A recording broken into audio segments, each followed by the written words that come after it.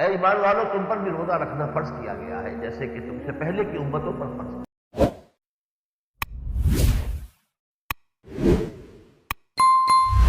بسم اللہ الرحمن الرحیم۔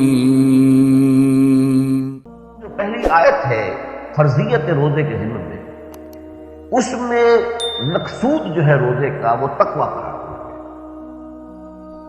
یا ایھا الذین آمنوا کتب علیکم الصیام کما کتب علی الذین من قبلکم لعلکم تتقون۔ اے ایمان والو تم پر بھی روزہ رکھنا فرض کیا گیا ہے جیسے کہ تم سے پہلے کی امتوں پر فرض تھا، یہود میں تھا جیسا کہ میں نے عرض کیا ہے، تاکہ تمہارے اندر تقویٰ پیدا ہو۔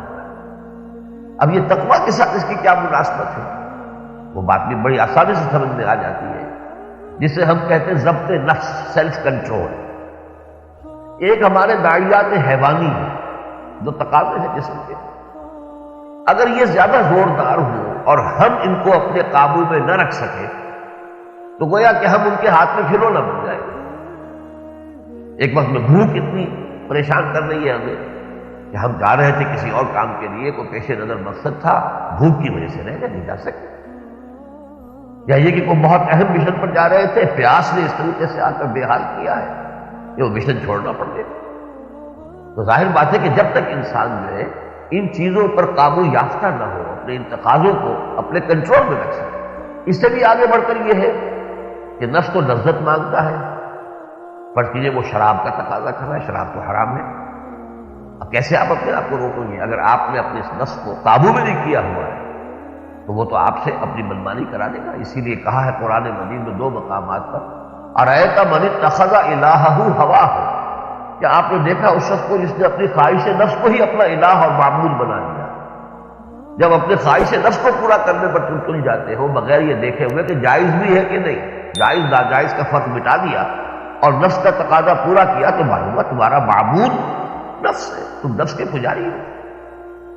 اس حوالے سے واقعتاً جب تک کہ ہم اپنے اس نفس کے اوپر قابو نہ کر سکیں، ایک تو یہ کہ اس کے جتنے تقاضے ہیں ان کو حلال ذرائع سے پورا کریں، حرام میں منہ نہ مارنے دیں۔ کسی وقت حلال ذرائع نہیں مل رہے ہیں تو برداشت کریں۔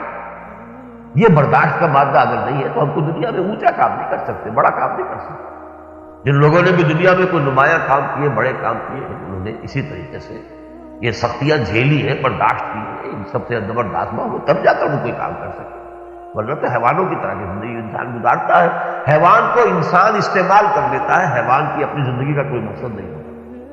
اسی طرح جو لوگ اس سطح پر زندگی گزارتے ہیں وہ دوسروں کے اعلی کار بن جاتے ہیں، خود ان کا کوئی وقار، ان کی کوئی حیثیت، ان کا کوئی استقلال جس کو کہتے ہیں، ان کی کوئی آزاد حیثیت ہے جن میں اپنے نفس کو کنٹرول کرنے کا دائرہ۔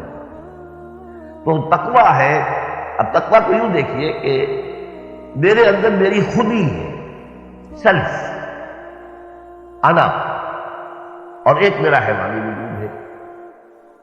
یہ خودی اگر طاقتور ہے، حیوانی وجود کو اس نے قابو میں رکھا ہوا ہے تو میں واقعتاً انسان ہوں۔ اگر خودی اتنی کمزور ہے کہ حیوانی تقاضے اس پر غالب ہیں تو پھر میں حیوان ہوں، انسان کہاں رہا؟